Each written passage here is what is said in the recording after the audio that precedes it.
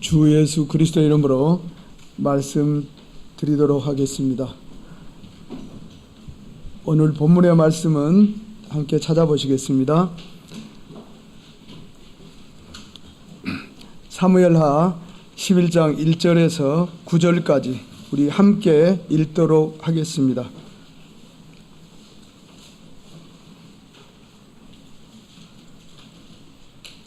(10절까지) 읽도록 하겠습니다. 사무엘하 11장 1절에서 10절까지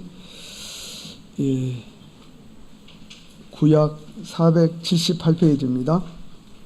함께 읽겠습니다. 제가 1절 읽고 우리 성도님께서 2절 읽고 이렇게 하겠습니다. 11장 1절. 해가 돌아와서 왕들에 출전할 때가 되매 다윗이 요압과 그 신복과 온 이스라엘 군대를 보내니 저희가 암몬 자손을 멸하고 라빠를 에워쌌고 다윗은 예루살렘에 그대로 있으니라.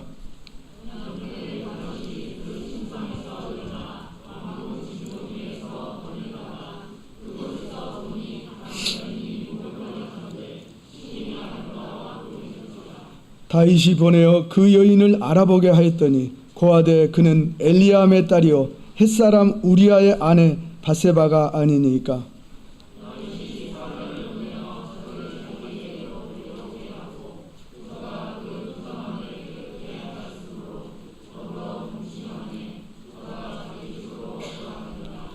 여인이 잉태함에 보내어 다윗에게 고하여 가로되 내가 잉태하였나이다 하니라.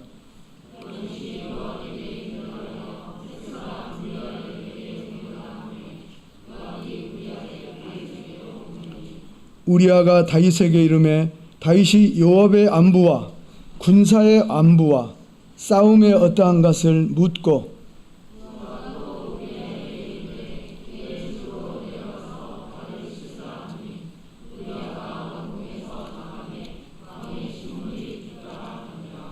그러나 우리아는 집으로 내려가지 아니하고 왕궁문에서 그 주의 신복들로 더불어 잔지라.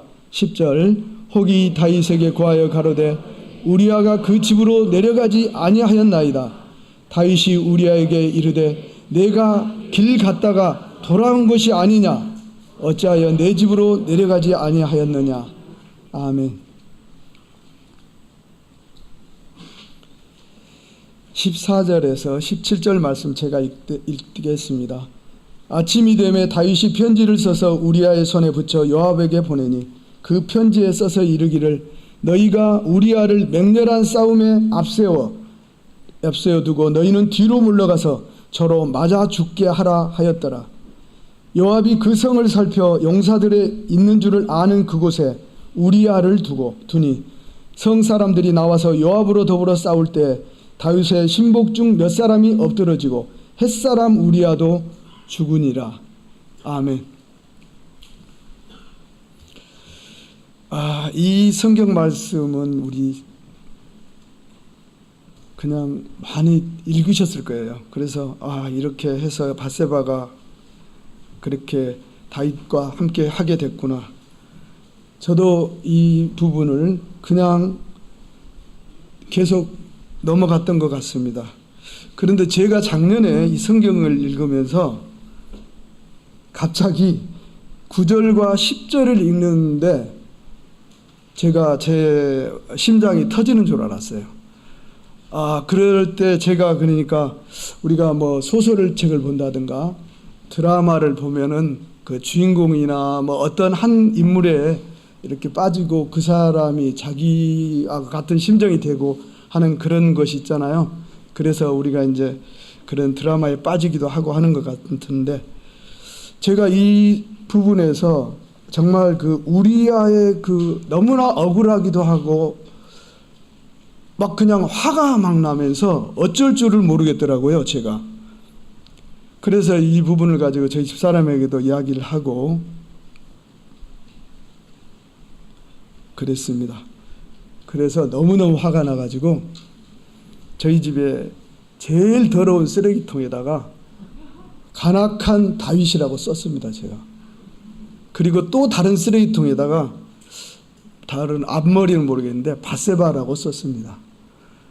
정말 분하고 며칠 동안 이상하게 이게 마음에 남아가지고 너무 분한 거예요.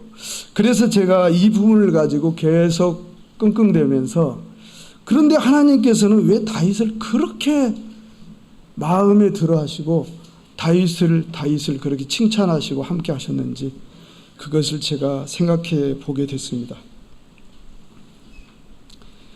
이 다윗의 그 어떤 조처에 대해서 우리아는 거절하고 그는 결국 죽임을 당했습니다. 11장 1절에 보니까 해가 바뀌었다는 것을 기록하고 있는데, 다윗은 승승장구했습니다. 그가 이제 이스라엘의 그 통합된 국가의 왕이 되고 그 부근에 있는 모든 작은 나라들을 점령하고 이제 극복하고 마지막 그 암몬만 확실하게 이제 정복을 하면은 다 되는 그런 단계였습니다. 그래서 그가 여유가 생기고, 2절에 보니까 저녁 때 다윗이 그 침상에서 일어나 왕궁 지붕 위를 거닐고 있는 그런 아주 느긋한 그런 모습을 볼 수가 있습니다. 자기 군대들은 마지막 전쟁을 마무리를 위해서 자기 군대 장관들과 모두가 가 있는 그런 상황에 그는 이제 느긋하게 그렇게 한숨 자고 일어나서 왕궁에서 보니까 다윗의 왕궁은 높은 곳에 있었겠죠. 그 어느 여인이 목욕하고 있는 것을 그는 보았습니다. 이 부분에 대해서 다윗이 높은 곳에 있었으니까 밧세바를 보았다고 생각할 수도 있고, 저는 또 분이 나니까 밧세바가 다윗을 유혹한 것이 아닌가 이런 생각도 들더라고요. 이런 견해의 그 기록도 있더라고요. 밧세바가 의도적으로 한 것이다. 다윗이 보니까 이제 바로 사람을 보내가지고 누군지 알아봤습니다. 그는 햇사람 우리아의 아내고 엘리암의 딸이다. 엘리암과 햇사람 우리아는 다윗에게 아주 중요한 사람들입니다. 나중에 말씀드리겠습니다. 다윗이 그럼에도 불구하고 사람을 보내가지고 이제 밧세바를 데려오고, 4절에 보니까 더불어 동침하며, 4절에 보면 이 재밌는 말씀에 이 그 차례가 보면은 저가 그 부정을 깨끗하게 하였으므로 더불어 동침하며 저가 자집으로 돌아가니라. 이 말씀 이렇게 읽어보면 저도 이게 이해가 잘 안 돼서 자꾸 이 부분을 봤는데, 나중에 여러 군데 이렇게 찾아보니까 이 말씀의 이 차례가 저기에게 데려오게 해서, 밧세바를 데려오게 해서 더불어 동침하고, 그 다음에 저가 그 부정함을 깨끗하게 하였으므로 자기 집으로 돌아가니라. 이렇게 우리가 보는 것이 맞다고 하는 그런 해석을 보았습니다. 레위기 15장 18절에 보면은 남녀가 동침하여 하면 둘 다 몸을 씻을 것이며 저녁까지 부정하니라, 이런 말씀이 있습니다. 그래서 밧세바와 다윗은 이렇게 이제 그런 절차를 따라서 두 사람이 이제 헤어진 것을 볼 수가 있습니다. 저는 이 부분에서 밧세바가 조금만 뭔가 그 어필을 했으면 다윗이 정신을 차리고 이렇게까지 가지 않았을 거라고 저는 생각을 했습니다. 그래서 이제 그렇게 진행이 되고 있는데 갑자기 밧세바가 잉태했다는 사실을 이제 알게 되고, 아주 영리하기도 하고 산전수전 다 겪은 다윗이 이제 요 전쟁터에 나가 있는 우리아를 불러들입니다.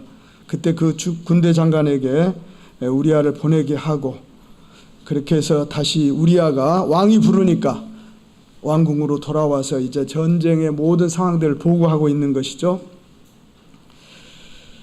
8절에 보니까 우리아가 이르되 내 집으로 내려가서 발을 씻으라. 왕이 그렇게 말을 합니다. 그래서 8절에 보니까 우리아가 왕궁에서 왕궁에 나간 것은 확실합니다.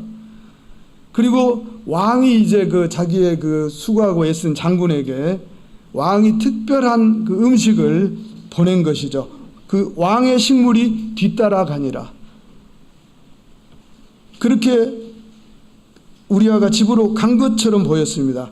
그렇지만 9절에 보니까 우리아는 집으로 내려가지 아니하고 왕궁문에서 그 주의 신복들로 더불어 자니라. 10절에 보니까 다윗이 나중에 우리아를 만나서 물어봅니다. 내가 길 갔다가 돌아온 것이 아니냐? 내가 집으로 돌아가라고 했는데 가다가 너 돌아왔구나. 이렇게 확인하고 있습니다.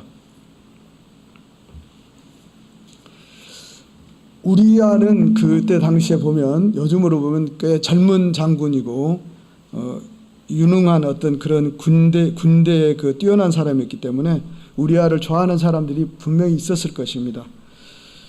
우리아의 그 밧세바 가족들이 다윗 왕궁에 있어서는 꽤 유력한 사람들입니다. 그렇기 때문에 분명히 그 왕궁에서 우리아에게 누군가가 이 다윗과 밧세바의 상황을 이야기해 주었을 것으로 저는 그렇게 생각할 수밖에 없습니다. 그래서 우리아는 죽었고 이제 밧세바와 다윗은 함께 하게 되는 것이죠.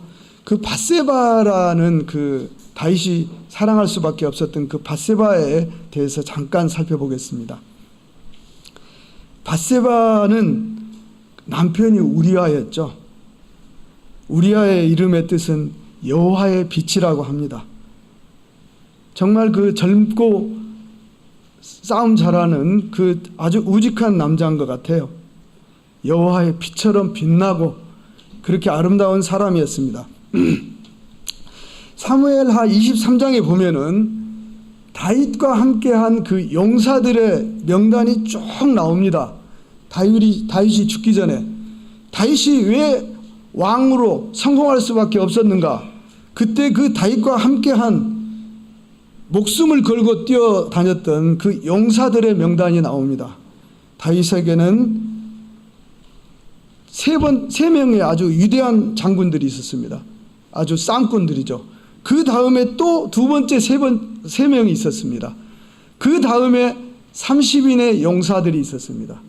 그래서 다윗에게는 그 성경에는 23장 성경에 보면 37명으로 합계가 되어 있는데, 다윗이 왕이 될 수 있었던 것은 이 정말 목숨을 걸고 다윗을 앞에서 싸웠던 이런 용사들이 있었기 때문에 가능했던 것입니다. 하나님께서 지지하고 하나님께서 허락하셨지만 그렇게 이길 수밖에 없었던 이런 그 용맹한 사람들이 다윗 앞에 있었습니다.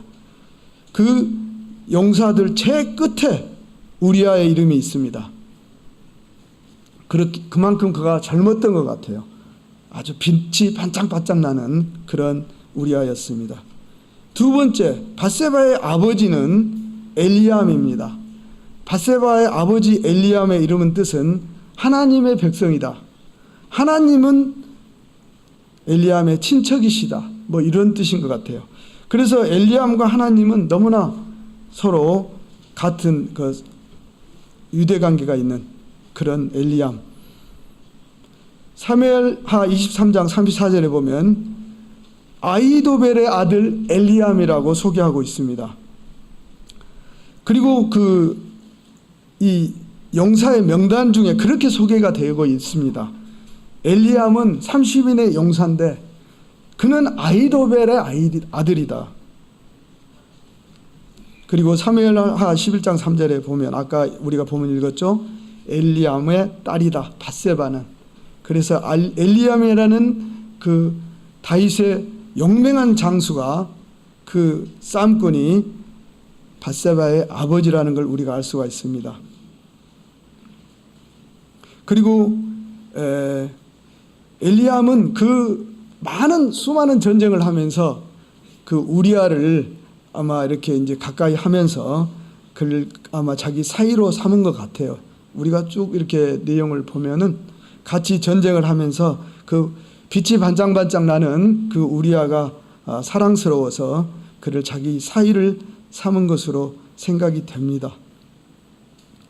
근데 엘리암은 이제 그 다윗과 그 밧세바의 사건 이후에 그의 이후에 성경에서 그의 종족이 없습니다. 그가 아마 조용히 살다가 죽은 것 같습니다. 그 다음에 세 번째 보면 할아버지 아히도벨, 밧세바의 할아버지는 아히도벨입니다. 그 아히도벨의 이름의 뜻이 참 재밌습니다. 어리석음의 형제다.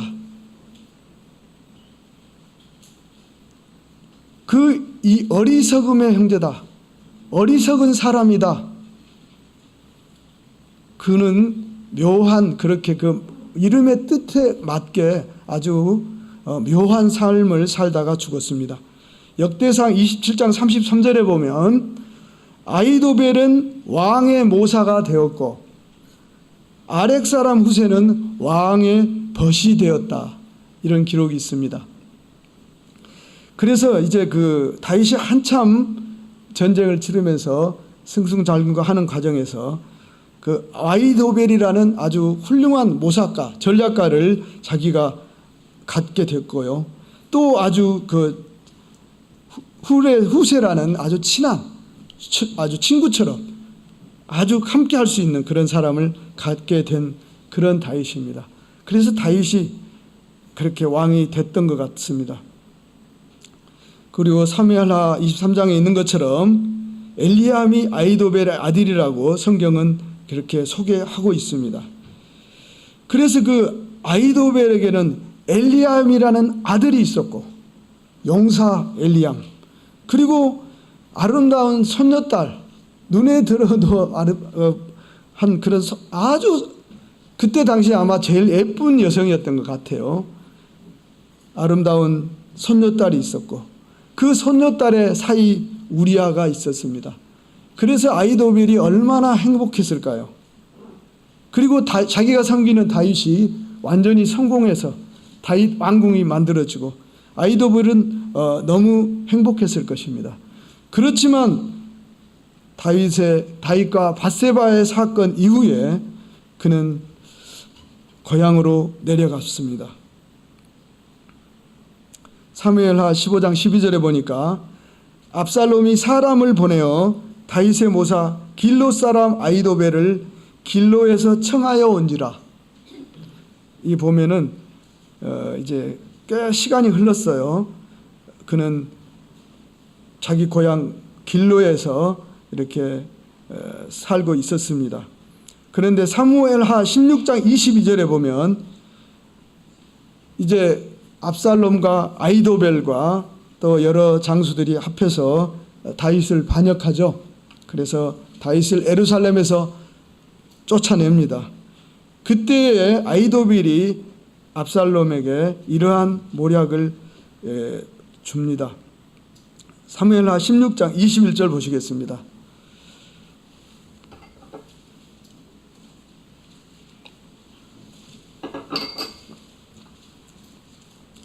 사무엘하 16장 21절.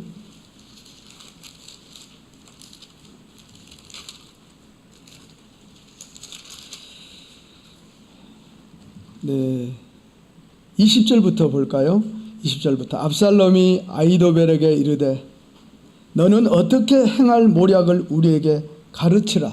압살롬이 이제 그 모략을 원합니다. 아히도벨이 압살롬에게 21절에 아히도벨이 압살롬에게 이르되 왕의 아버지가 머물러 두어 궁을 지키게 한 후궁들로 더불어 동침하소서.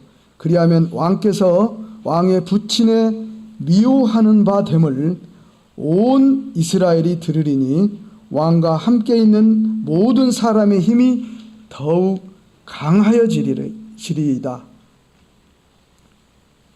모략을 베푸는데 참 아주 참 그 딱한 그런 모략을 베풀면서 압살롬 너는 더 강성해지고 모든 사람들이 너를 더 따를 것이라고 이렇게 모략을 베풀어 줍니다.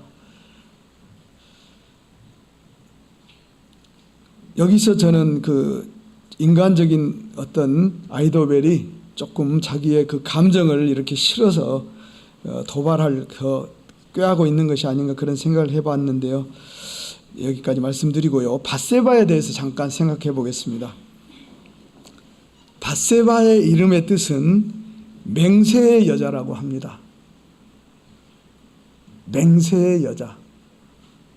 아주 뭔가 아주 뚝심 있고 아주 그 견고한 그런 이름의 뜻이 있는 것이죠. 그래서 결과적으로 그는 인간적으로는 뭐 어찌 됐든 간에 성공적으로 다윗 왕국, 다윗이 가장 왕성할 때 그 왕비로서 아주 그 부귀를 누리게 되는 것이죠. 다윗의 사랑을 받고 그렇습니다. 그런데요, 열왕기상 2장 22절 보시겠습니다. 열왕기상 2장 20절 보시겠습니다.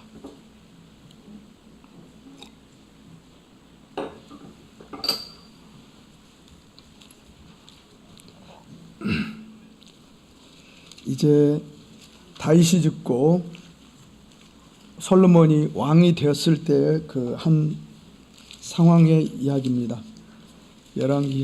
열왕기상입니다. 2장 22절 함께 읽어보시겠습니다.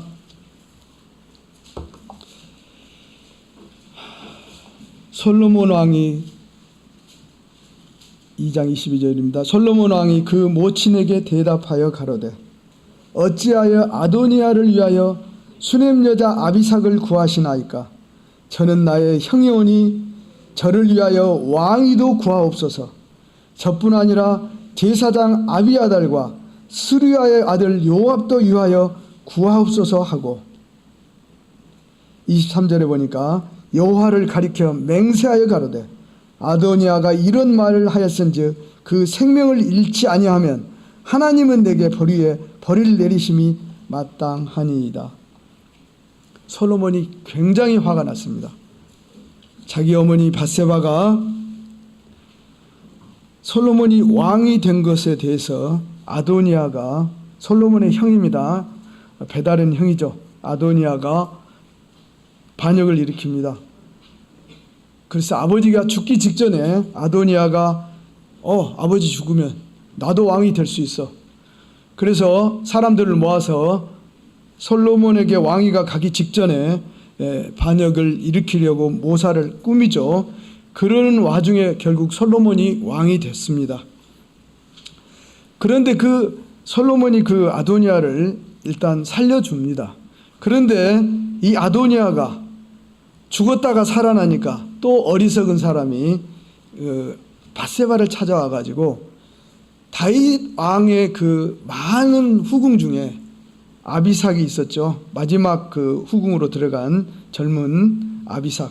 그 아비삭을 자기에게 주도록 솔로몬에게 이야기를 해달라고 이렇게 부탁을 합니다.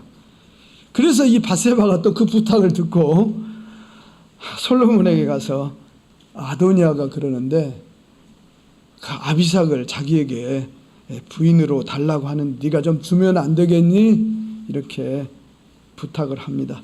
이럴 때 솔로몬이 이렇게 정말 놀라운 맹세를 합니다. 자기 어머니를 앞에 면전에서 내가 아도니아를 살려주면 하나님이 나를 벌을 내리실 것입니다. 그래서 그 솔로몬이 살려주려고 했던 그 아도니아, 그리고 아도니아와 함께 했던 요압 장군까지 자기의 그 군대 장관으로 강력한 무력을 가진 분하야를 보내가지고 이 성경 기록에 보면은 아도니아를 쳐 죽였다, 요압을 쳐 죽였다, 그렇게 기록이 되어 있습니다. 그리고 아비아달 제사장은 자기 아버지가 어려울 때부터 다윗과 함께한 그 하나님의 제사장입니다. 그래서 솔로몬이 제사장이기 때문에 아버지와 함께한 그 오랫동안 함께한 제사장이기 때문에 그는 죽이지 않고 살려둡니다. 그 이후에 밧세바의 삶이 어땠을까? 저는 상상해 봅니다. 거의 아주 그 솔로몬에게 냉대를 받았을 것이라고 그렇게 생각을 해봅니다. 다윗에 대해서, 다윗은 어떠한 사람이기 때문에 하나님께서 어떻게 그를 그렇게 사랑하셨을까? 사도행전 13장 22절, 이제 다윗에 대해서 한번 생각해 보겠습니다. 사도행전 13장 22절, 23절 우리 읽겠습니다. 바울이 이 다윗에 대해서 말하고 있습니다. 사도행전 13장 22절, 23절 함께 읽겠습니다. 패하시고 다윗을 왕으로 세우시고 증거하여 가라사대 내가 이새의 아들 다윗을 만나니 내 마음에 합한 사람이라 내 뜻을 다 이루게 하리라 하시더니 하나님이 약속하신 대로 이 사람의 씨에서 이스라엘을 위하여 구주를 세우셨으니 곧 예수라. 아멘. 바울은 예수 그리스도를 이렇게 전하면서 그 예수 그리스도의 그 가족을 소개합니다. 그 위에 다윗을 소개하면서 하나님께서 그 다윗을 내 마음에 합한 사람이라고 하였다고 이렇게 소개하고 있습니다. 저는 그래서 그 아까 끙끙 앓으면서 도대체 다윗이라는 인물을 왜 하나님께서 그렇게 인정하고 그를 끝까지 지지하셨는지 계속 말씀 속에서 이렇게 찾고 그것들을 메모하면서 오늘 간단하게 그에 대해서 소개하겠습니다. 첫 번째로 다윗은 진심으로 회개한 사람이었습니다. 그래서 그 하나님께서 그 속마음을 확실히 인정하신 사람입니다. 시편 19편 12절 보시겠습니다. 시편 19편 12절. 다윗은 평소에 이러한 그 아주 뚜렷한 신앙관을 가지고 있는 그런 사람이었습니다. 시편 19편 12절. 밧세바를 만나기 전에 이런 기록된 시편이라고 생각합니다.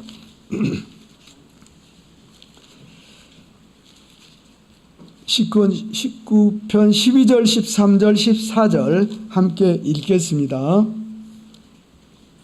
19편 12절.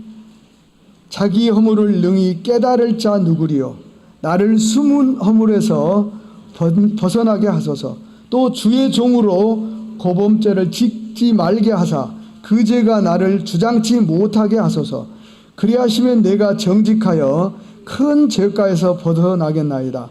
나의 반석이시여 나의 구속자이신 여호와여 내 입의 말과 마음의 묵상이 주의 앞에 연락되기를 원하나이다. 아멘. 평소에 다윗의 고백입니다. 밧세바를 만나기 전에 그는 시편 19편에서 하나님을 찬양합니다. 자연 만물 속에 있는 하나님을 찬양하고 하나님의 말씀 속에 율법과 교훈과 하나님의 도에 기록된 그 하나님의 말씀 속에서 그는 하나님을 발견하고 그리고 하나님을 진심으로 찬양한 사람이었습니다. 이런 심령의 사람이었습니다. 그런데 시편 32편 1절부터 5절 보시겠습니다. 시편 32편 1절에서 5절 보시겠습니다. 이제 그 밧세바와 사건 이후에 다윗이 기록한 시편입니다. 시편 32편 1절에서 5절까지 말씀 보시겠습니다. 함께 읽겠습니다. 허물의 사함을 얻고 그 죄의 가림을 받은 자는 복이 있도다. 마음에 간사가 없고 여호와께 정죄를 당치 않은 자는 복이 있도다. 내가 토솔지 아니할 때 종일 신음함으로 내 뼈가 쇠하였도다. 주의 손이 주야로 나를 누르시오니 내 진액이 화하여 여름 가물에 마름같이 되었나이다. 셀라. 내가 이르기를 내 허물을 여호와께 자복하리라 하고 주께 내 죄를 아뢰고 내 죄악을 숨기지 아니하였더니 곧 주께서 내 죄의 악을 사하셨나이다. 아멘. 그는 이제 하나님께 자백했죠. 나단 선지자가 그에게 당신의 죄를 다 지적할 때 그는 바로 자복했습니다. 사무엘하 12장 10절 이하에 보면 하나님께서 아주 엄중하게 그리고 진노한 하나님께서 저주의 말을 다윗에게 쏟아 놓으십니다. 사무엘하 12장 10절에 보니까 내가 나를 업신여기고, 하나님이 하신 말씀입니다. 내가 나를 업신여기고 우리아의 철을 빼앗았다. 그래서 칼이 내 집을 영영히 떠나지 아니하리라. 그리고 내 집에 재앙을 내가 일으키겠고 그리고 내 처들을 가져다가 다른 사람에게 주겠다고 하나님께서 아주 저주의 말씀을 다윗에게 하십니다. 그 말씀대로 됐습니다. 그 말씀대로 되었죠. 그렇지만 또 하나님께서는 그렇게 저주하고 절망에까지 죽음까지 다윗을 몰아붙이신 후에 다시 한번 다윗에게 기회를 주십니다. 그래서 이제 그 이후에 다윗이 이렇게 고백하고 있는 것입니다. 허물의 사함을 얻고 그 죄음의 가리움을 받은 자는 복이 있도다. 자기 입장을 말하고 있는 것으로 저는 생각합니다. 마음에 간사가 없고 여호와께 정죄를 당치 않은 자는 복이 있도다. 그렇지만 다윗은 이 부분에 걸렸죠. 간사한 마음 때문에 하나님의 정죄를 당했습니다. 내가 토설치 아니할 때에 종일 신음함으로 내 뼈가 쇠하였도다. 주의 손이 주야로 나를 누르시오니 내 진액이 화여 여름 가물의 마름같이 되었다. 그는 하나님 그 죄로 인한 그 두려움과 너무나 고통스러움이 여름에 가물이 져서 모든 그 만물이 죽어 말라 죽는, 그리고 사람도 물이 없어서 말라 죽을 수밖에 없는, 지금 우리나라가 심한 가뭄에 지금 처하고 있다고 합니다. 우리가 농사를 짓지 않고 펑펑 쏟아지는 수돗물을 쓰고 있으니까 모르고 있는데, 우리나라가 산불이 지금 사방에서 나는 이유 중에 하나가 지금 가뭄이 아주 그 지독한 가뭄이 우리나라에 현재 진행 중이라고 합니다. 근데 우리가 농사를 안 짓고 이런 물하고 관계없이 살고 있으니까 그걸 전혀 모르죠. 어쨌든 물하고 관계 있는 일을 하는 분들은 아주 굉장히 고통을 당하고, 특히 농사를 짓는 분들이 밭농사, 노지에 밭농사를 짓는 분들은 아주 뼈가 심히 그 고통을 당하고 있는 것으로 생각이 됩니다. 다윗은 그랬습니다. 죽을 때까지 속죄의 마음을 유지하는 다윗이었습니다. 그래서 그는 그 밧세바가 처음 사건 이후에 낳았던 아이가 죽게 되죠. 그 죽기 전에 밧세바 그 아이가 죽기 전에 다윗이 처절하게 금식하면서 하나님께 긍휼을 구하고 불쌍히 여겨주시고, 그 아이가 무슨 죄입니까? 아비와 밧세바가 죄지. 그 밧세바의 그 잉태된 그 태어난 아이가 무슨 죄입니까? 그렇게 계속 금식하면서 아주 그 기도를 하지만 하나님께서 그 아이를 결국 죽이시죠. 그러면서 그는 그런 그 회개와 절망의 그런 순간을 지나면서 그가 거듭나는 그런 과정을 겪었다고 저는 생각을 합니다. 그래서 그 압살롬이 상상할 수 없는 반란을 일으키고 자기에게 압살롬이 정말 할 수 없는 그런 엄청난 그 만행들을 다윗에게 압살롬이 저지르죠. 그렇지만 그는 압살롬을 살려줍니다. 그리고 압살롬을 그 요압에게 부탁합니다. 절대 죽이지 말라고. 그래서 그 요압이 어쩌면 그 요압도 다윗에게 그 평생 충성을 다하고 늙은 장군입니다. 그런데 그 다윗이 하는 짓들을 보니까 하나님께서 아주 그를 도와주기는 하지만 어떤 때는 보면 아주 간사하고 간교한 다윗을 아주 그 젊었을 때부터 본 요압이기 때문에 나중에는 요압도 그 마음속에 여러 가지 그 어떤 아주 복잡한 다윗에 대한 그런 심정들이 있었던 것 같아요. 죽이지 말라고 하니까 압살롬을 다윗이 가서 쫓아가가지고 죽이죠. 그리고 나중에는 또 솔로몬의 그 반역의 무리에까지 갑니다. 그때 그 다윗이 절망하면서 압살롬의 이름을 부르면서 웁니다. 압살롬아, 압살롬아. 다윗은 그 하나님께 용서를 받았어요. 그래서 그 압살롬을 그런 심정으로 용서했던 것 같아요. 그런데 또 저는 이 부분에서 그 다윗을 우리가 그 많은 설교자들이 또 신약에서 예수 그리스도를 예표한다고 말합니다. 그리고 여러 군데 보면은 그런 하나님께서 그 구약에도 보면 예수를 그 나중에 올 그 어떤 예수라는 사람이 온다고 하는 그곳에 다윗의 이름을 꼭 들어 있습니다. 그래서 다윗이 그 예표한다고 우리가 설교상에서 다윗이 예수 그리스도를 예표한다는 이런 말씀을 많이 들었을 거예요. 하나님께서는 다윗과 같은 그런 사람들을 죽일 수도 있지만 살려주면서 그 아주 다시 한번 기회를 주시는 것이죠. 그런데 그 사람이 하나님께서 기회를 주심에도 불구하고 다시 그 어리석은 길로 가서 넘어지면서 그 결국은 그 처절하게 어떤 그 멸망의 길로 넘어질 때 하나님께서는 절망하시고 안타까워서 눈물을 흘리신다고 생각합니다. 하나님은 한 생명 한 생명에 대해서 모두 사랑하시는 그런 하나님이신 것이죠. 그래서 이때 그 다윗이 압살롬을 부르면서 절망하면서 애통해하는 그런 압살롬아 할 때 그 어떤 그 상황 속에서 저는 하나님께서도 우리를 향해서 그렇게 하시겠구나, 그렇게 그 슬퍼하시겠구나 하는 생각을 해봤습니다.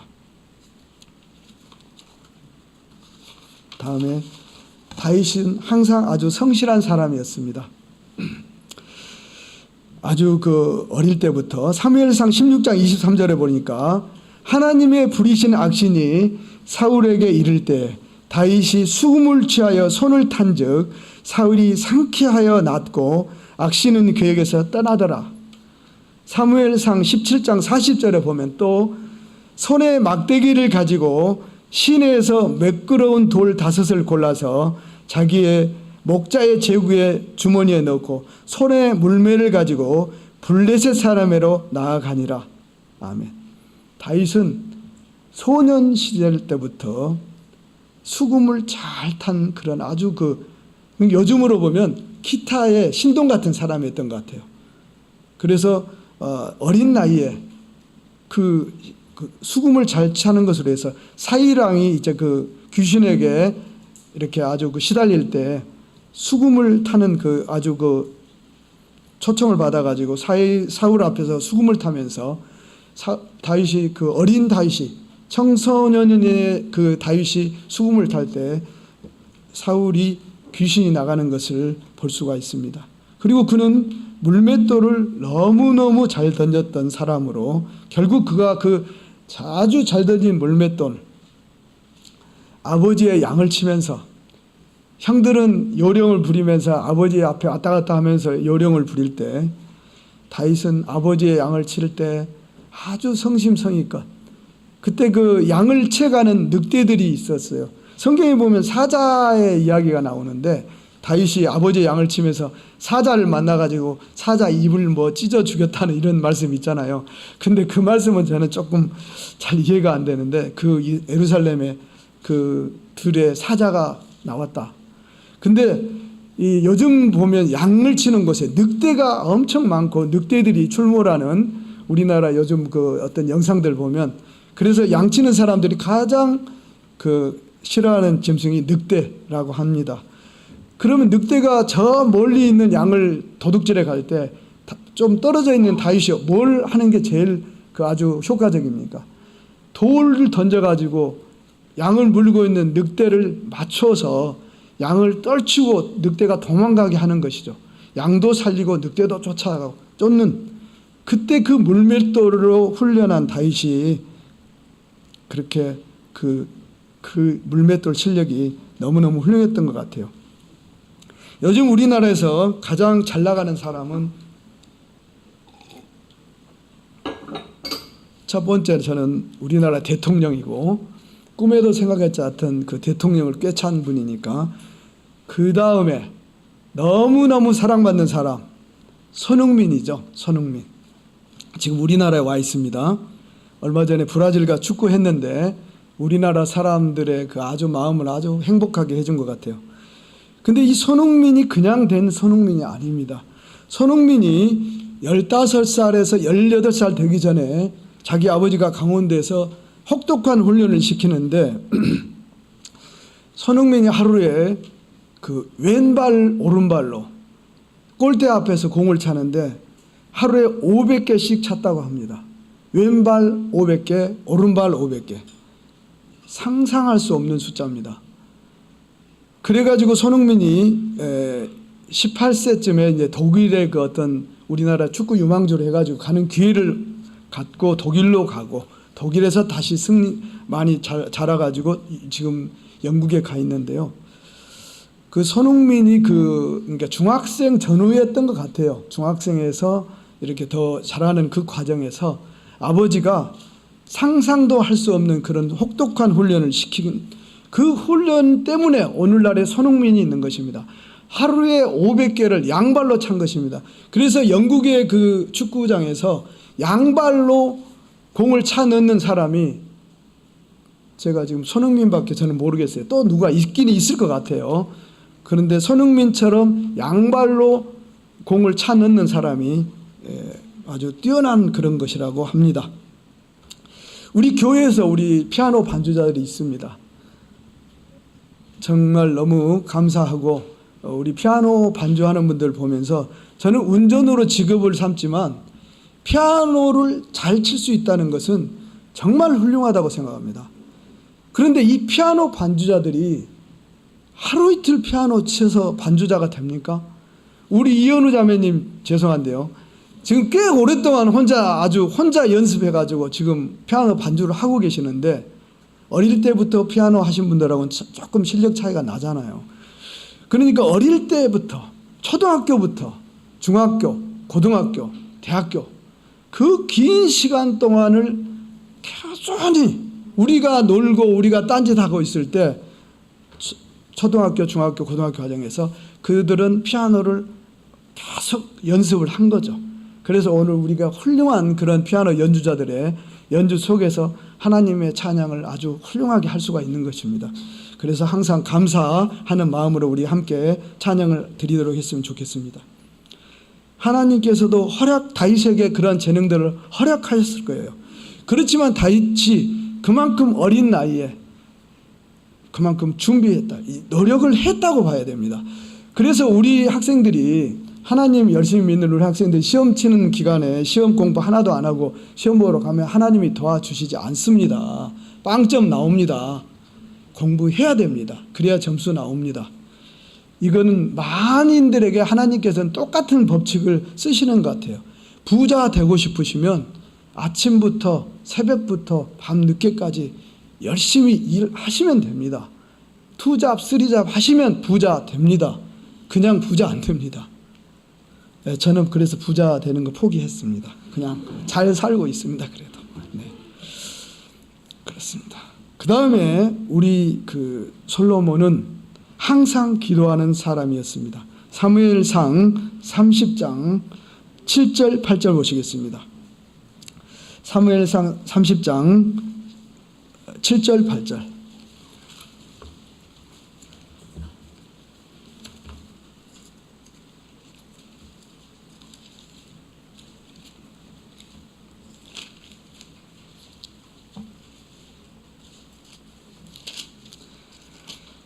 칠 절 8절 함께 읽겠습니다.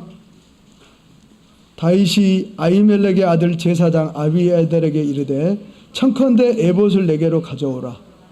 아비아달이 에봇을 다윗에게로 가져오매 다윗이 여호와께 묻자와 가로되 내가 이 군대를 쫓아가면 미치겠나이까? 여호와께서 대답하시되 쫓아가라. 내가 반드시 미치고 정령이 도로 찾으리라. 아멘. 사무엘하 12장 15절 이후에 보면 다윗이 아까도 말씀드렸었죠. 밧세바와 사이에 첫 아이를 가졌는데 그 아이를 위해서 아이가 이제 죽을 것 같으니까 하나님께서 죽이려고 하시니까 금식하면서 아주 이렇게 기도하는 장면이 나오죠. 사무엘하 12장 15절에. 그러니까 다윗은 밧세바를 만나기 이전에나 밧세바를 만난 이후에나 그의 삶은 다윗의 삶은 밧세바를 중심으로 앞과 후가 있는 것 같아요. 아주 뚜렷한 다윗의 일생에서. 근데 그는 처음이나 나중이나 정말 기도하는 사람이었습니다. 사무엘하 30장의 이 기도하의 현장은 정말 기가 막힌 현장입니다. 다윗이 이제 사울의 칼을 피해 가지고 블레셋으로 망명 가잖아요. 오늘날로 말하면 우리나라의 장군이, 싸움 잘하는 장군이 북한으로 도망가는 거랑 똑같습니다. 블레셋은 틈만 나면 이스라엘과 싸우는 나라입니다. 그냥 붙어 있어 가지고 계속 싸우는 나라입니다. 지금도 이스라엘 예루살렘과 팔레스타인이 싸우는, 그게 바로 블레셋입니다. 팔레스타인 사람들이. 그런데 다윗이 블레셋으로 도망가서 블레셋 왕의 그런 도움을 받아서 살고 있었습니다. 그런데 블레셋과 이스라엘이 전쟁이 났습니다. 그래서 블레셋 왕이, 야 다윗 너도 이스라엘과 싸우는데 가자. 그래가지고 싸움터로 갔어요. 그런데 블레셋의 사람들이 여차여차 해가지고 간신히 다윗도 싸울 수가 없잖아요. 얼마나 입장이 곤란합니까? 어떻게 할까? 너무너무 마음고생하고 있는데 블레셋 왕이 다윗에게 말합니다. 너는 너희들이 살고 있는 곳으로 돌아가 있어라. 우리끼리 싸우겠다. 그래서 다윗이 시글락이라고 하는 자기의 본진으로 돌아왔습니다. 그런데 돌아와서 보니까 아말렉 사람들이 다윗의 본진을 습격해가지고 다윗의 모든 여자들, 아들, 딸, 애기들과 여자들과 있는 그런 물건들을 전부 빼앗아 가지고 아말렉 사람들이 그냥 도망간 그런 상황 속입니다. 그래서 정말 기가 막힌 거죠. 뭐를 피해 오니까 자기 본진에 와서 이제 좀 한숨 돌려고 하니까 자기 집에 와 보니까 자기 부인, 아이들, 다윗이 이미 그때 부인 2명과 자녀들이 있었죠. 그리고 자기가 따르는 무리가 한 600명의 무리가 있었는데 그 무리들의 가족들이 전부 끌려가 버린 그런 상황을 보고 다윗이 하나님께 기도하고 있는 것입니다. 그럴 때 하나님께서 말씀해 주십니다. 쫓아가라. 내가 반드시 미치고 정령도로 찾을 것이다. 다윗은 하나님께 항상 응답받는 그런 사람이었고, 그렇다면 그 다윗의 기도와 하나님의 관계는 정말 완전히 소통하면서 서로 아주 신뢰하는 그런 사이였던 것입니다. 그래서 다윗은 결국 하나님의 지지로 왕이 되고 통일 이스라엘의 왕이 되는 것이죠. 그리고 그는 항상 기도하면서 하나님께서 성전을 지을 때도 보면 다윗이 분명히 이렇게 많이 섭섭하고 자기 뜻대로 할 수도 있었지만 자기는 하나님의 말씀에 순종해서 성전 건축을 위한 준비만을 아주 열심히 해서 솔로몬 성전이 완성될 수 있도록 많은 그런 준비를 한 것을 볼 수가 있습니다. 고린도전서 4장 5절 보시겠습니다. 마지막 말씀입니다. 고린도전서 4장 5절 말씀입니다. 저는 아까 불같이 막 화가 나고 정말 내가 생각해도 의상할 정도로 화가 날 때 이 말씀을 우연히 만났습니다. 고린도전서 4장 5절입니다. 함께 이 말씀 읽겠습니다. 함께 읽겠습니다. 마지막 말씀입니다. 그러므로 때가 이르기 전 곧 주께서 오시기까지 아무것도 판단치 말라. 그가 어두움에 감추인 것들을 드러내고 마음의 뜻을 나타내시리니 그때 각 사람에게 하나님께로부터 칭찬이 있으리라. 아멘. 우리가 혹시 마음에 다 해결이 안 되는 부분들이 있을지라도 우리 하나님께서 오시면 다 해결해 주실 것입니다. 저는 하나님 오시면 여쭤볼 게 많아요. 그때 왜 그러셨습니까? 물어보고 싶은 게 많습니다. 여러분도 그러시리라 믿습니다. 여기까지 말씀드립니다. 찬송하시겠습니다. 495장 1절 3절만 하시겠습니다.